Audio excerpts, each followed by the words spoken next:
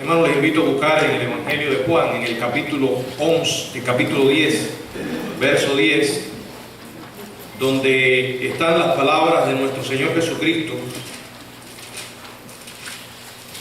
cuando dijo lo siguiente: el ladrón no viene sino para hurtar y matar y destruir. Yo he venido para que tengan vida y para que la tengan en abundancia. El mensaje de esta mañana lo hemos titulado: Él es vida abundante. Padre, gracias por traer tu palabra en esta hora.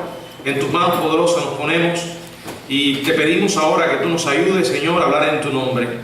De manera muy especial, te suplico por aquellos que están en este lugar, Padre, y que aún no conocen de una manera personal a Jesucristo, Señor, que aún no tienen una relación contigo, que tu Espíritu Santo obre en sus conciencias, en sus mentes, iluminándoles, Padre. Todo te lo pido en el nombre de Jesús. Amén. Bueno, la historia de Jesús y el reino que Él vino a establecer tiene raíces muy profundas en el suelo de la historia de la misma nación de Israel. Por tanto, no es ningún accidente que Jesús naciera allí y que su destino estuviera tan entrelazado con el futuro del trono de Israel. El pueblo de Israel esperaba que el Mesías viniera y le diera el mismo poder, la misma prosperidad que ellos habían disfrutado en el pasado, solo que ahora en una dimensión mayor, multiplicada, magnificada. Pero Dios tenía otros planes. Dios tenía en mente un nuevo pacto, el nuevo pacto que se basaría en el viejo, para dar al pueblo de Dios mucho más que poder temporal y riqueza material. El Señor vendría a darles una nueva clase de abundancia, una nueva prosperidad. Ciertamente, si vamos al Antiguo Testamento, encontramos que la prosperidad que Dios ofrecía al pueblo de Israel era especialmente en el sentido material. De hecho, algunos han querido tomar algunos versos del Antiguo Testamento que se refieren directamente a Israel y tratar de aplicarlos al día de hoy a nosotros los cristianos, para intentar enseñar de que Dios quiere para sus hijos la misma clase de prosperidad material, la misma clase de abundancia temporal que le dio a Israel. Pero Jesús vino a traer otro tipo de abundancia. Cuando Él dijo en Juan capítulo 10, verso 10, presentando un contraste entre lo que Él ofrece y lo que trae Satanás: el ladrón, el diablo, no viene sino para hurtar y matar y destruir. Mas yo he venido, dijo Él, para que tengan vida y para que la tengan en abundancia. ¿A qué se refirió el Señor Jesús?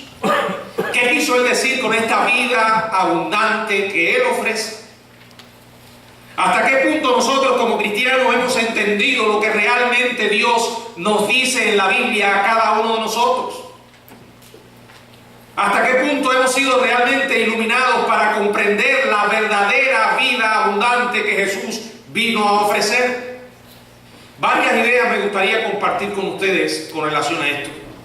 En primer lugar, que es Él, Jesús, abundancia en medio de las tentaciones. En segundo lugar, que es Él, Jesús, la genuina abundancia. En tercer lugar, que veamos que su abundancia es de arriba, que nada tiene que ver con las cosas de la tierra. En cuarto lugar, quiero dejarles algunas ideas de cómo Él ofrece vida abundante en este preciso momento, y de la cual usted puede comenzar a disfrutarla hoy si aún no la tiene. En primer lugar, Él es abundancia. Abundancia en medio de las tentaciones. Todos después de haber conocido a Cristo, vivimos exponiéndonos en algún momento de nuestra vida a las tentaciones.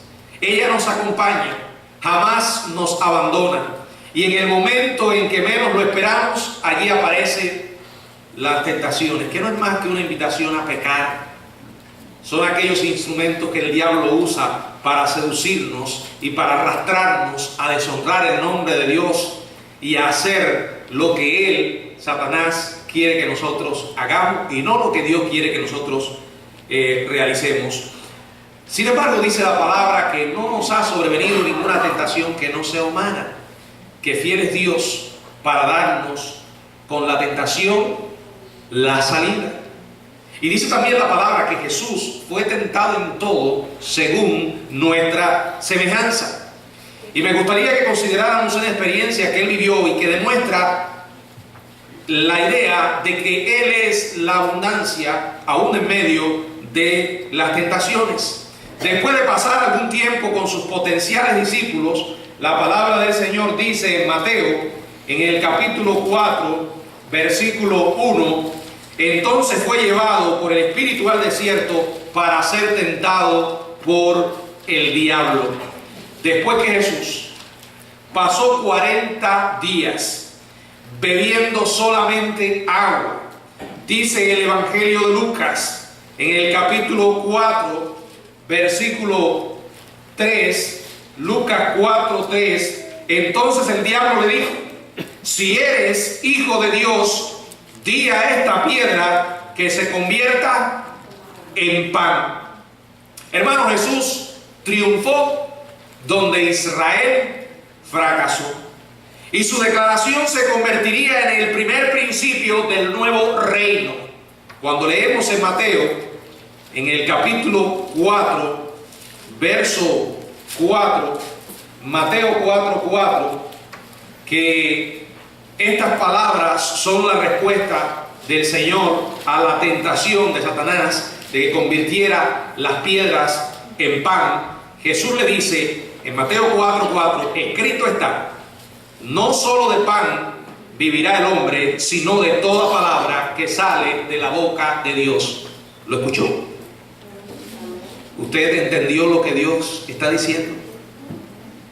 No somos criaturas que estamos en este mundo para cebarnos, para comer y comer y comer, recibir y recibir y recibir cosas materiales nada más, pensando que esa es la clase de abundancia que Dios nos quiere dar. Sin embargo, el hombre y la mayoría de los creyentes han invertido esa enseñanza. ¿Y por qué digo la mayoría de los cristianos? Porque las evidencias confirman esta realidad. Si usted para lo único que no tiene tiempo es para el Señor, y tiene tiempo para trabajar, tiene tiempo para adquirir sus bienes, para todas las cosas materiales de este mundo, está buscando primeramente las cosas del mundo y después, si hay tiempo, el reino de Dios. Pero Jesús dijo, no solo de pan vivirá el hombre. Aunque su estómago gruñía después de pasar 40 días sin comer, él dice, yo tengo abundancia. Y la abundancia de Jesús estaba basada en su relación con el Padre. Para él, lo principal era, dice la palabra que sale de la boca de Dios. Él vino a establecer un nuevo reino, basado en una relación con Dios, en una confianza a Él y en una absoluta dependencia de Él.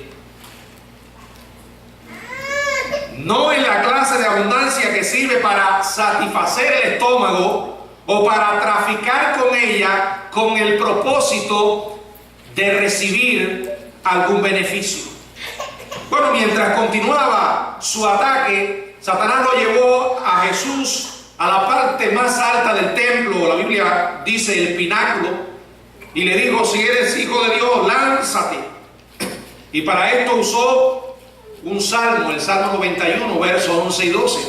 El diablo conoce la Biblia, la conoce mejor que muchos cristianos, pero la tuerce para realizar su propósito. Aquí torció el Salmo 91, versos 11 y 12, dando a entender que si Jesús lo hacía, Dios le iba a cuidar y la gente reconocería el milagro y entonces le aceptaría como el Mesías. Pero Jesús le responde: no tentarás al Señor tu Dios.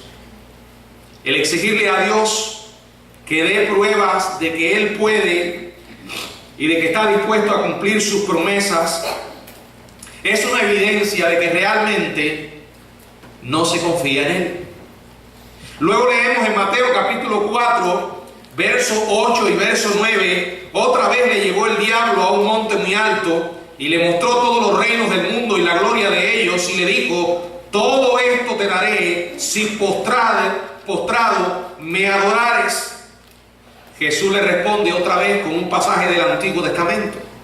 Verso 10: vete, Satanás, porque escrito está: al Señor tu Dios adorarás y a Él solo servirás. Antes de que Jesús pudiera ir a Jerusalén y presentarse en el templo como el Mesías y proclamarse como el nuevo rey de Israel, un verdadero rey digno del trono, el Mesías, antes Él debía demostrar que era capaz de gobernarse a sí mismo.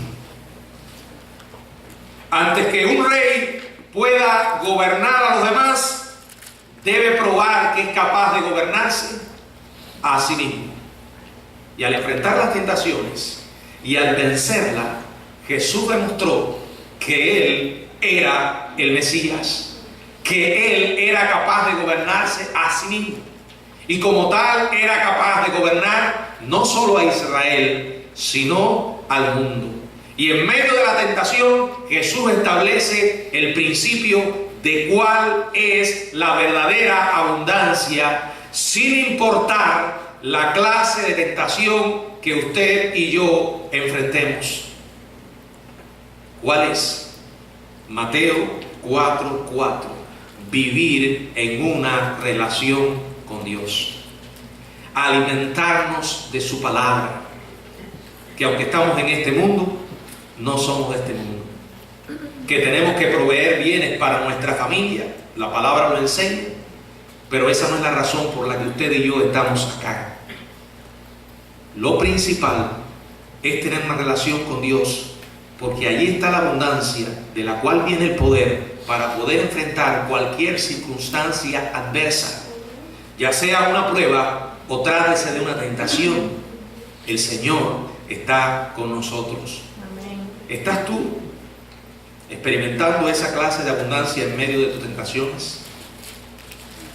Si no la tienes, déjame decirte que no vas a poder resistir, y mucho menos vencer.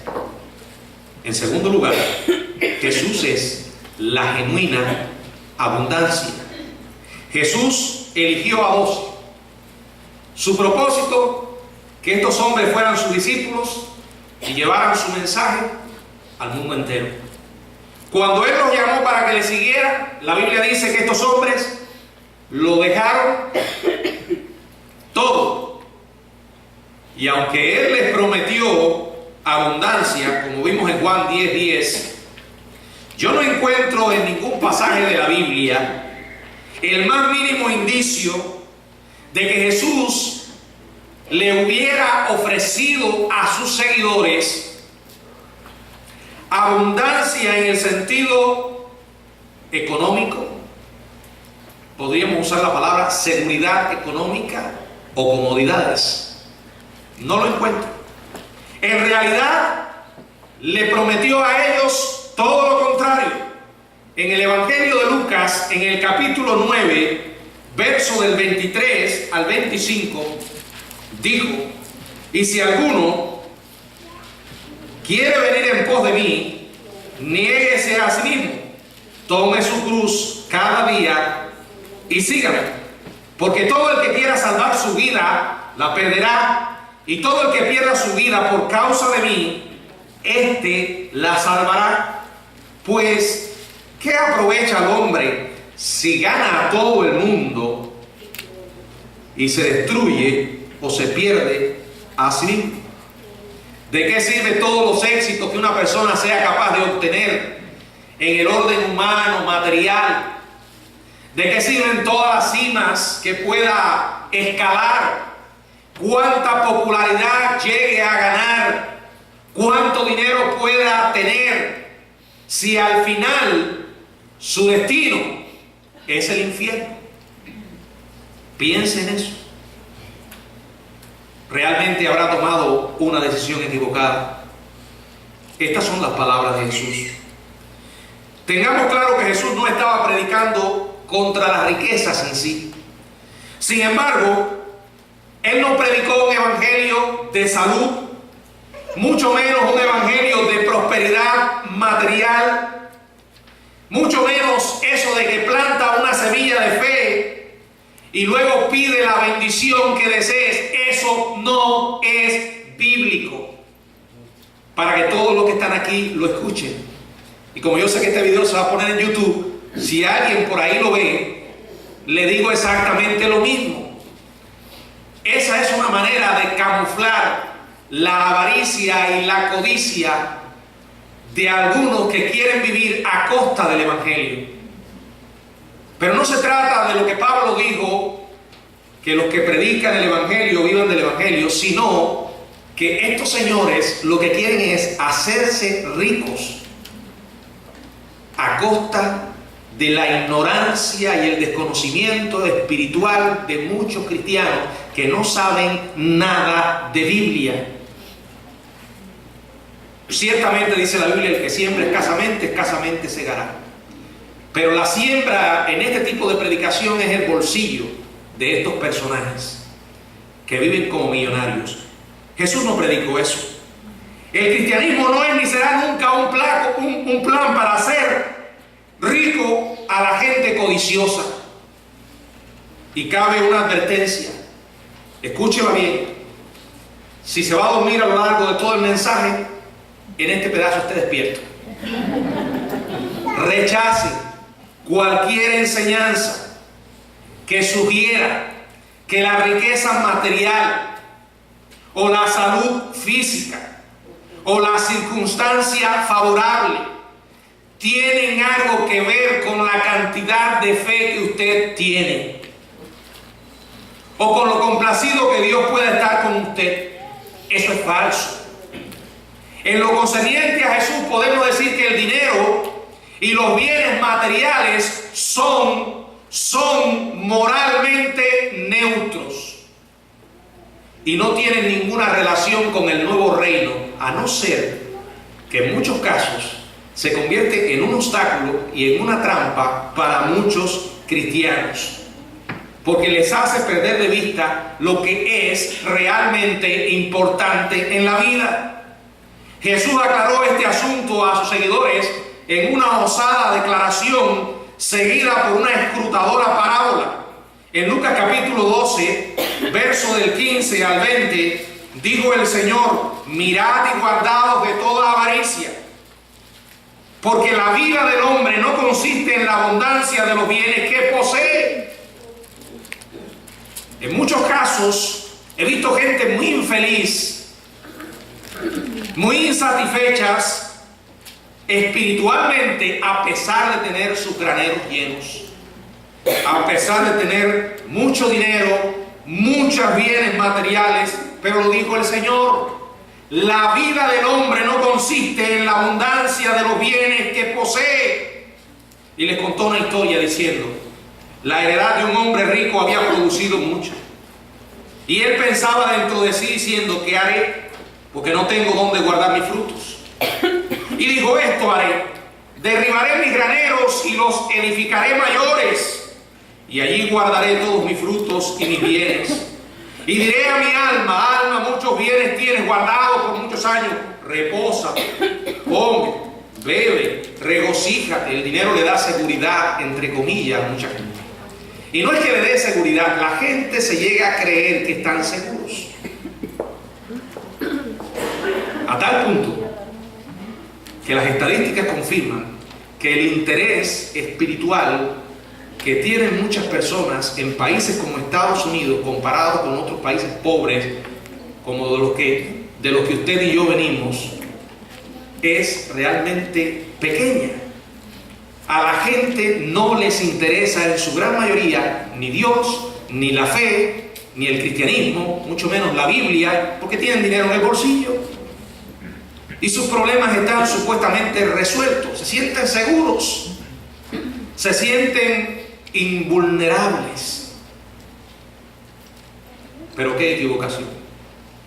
Qué equivocación. Cuando llega una enfermedad, por ejemplo, se nos recuerda que no somos invulnerables, que nadie está seguro, que todos somos frágiles. Sin embargo, la gente no les interesa a Dios porque su Dios es el dinero. Y les voy a decir algo, no se escandalice de lo que le estoy diciendo, porque entre los cristianos se ve mucho. ¿Saben que muchas personas que eran fieles en su país, siguiendo al Señor Jesucristo, en medio de la crisis, de la necesidad económica, llegan a este país y nunca tienen tiempo para el Señor? Yo no les estoy diciendo una mentira. La experiencia lo confirma. Y las excusas pueden aparecer. Yo no tengo tiempo. El día que te vayas a morir, el tiempo va a aparecer. Y cuando llegue una enfermedad que te quedes paralizado, el tiempo va a aparecer. ¿Por qué? Porque cuando los problemas están resueltos, tenemos la tendencia a sentirnos seguros. Este hombre se sentía seguro porque tenía dinero en abundancia. Tenía de todo menos tiempo para su relación con Dios. Y el verso 20 dice: pero Dios le dijo: necio, esta noche vienen a pedir tu alma y lo que has provisto, ¿de quién será? El Señor le dio el título correcto, porque eso es una necedad. ¿De qué sirve todo lo que tienes si hoy te vas a morir? Y te vas a encontrar con el Dios que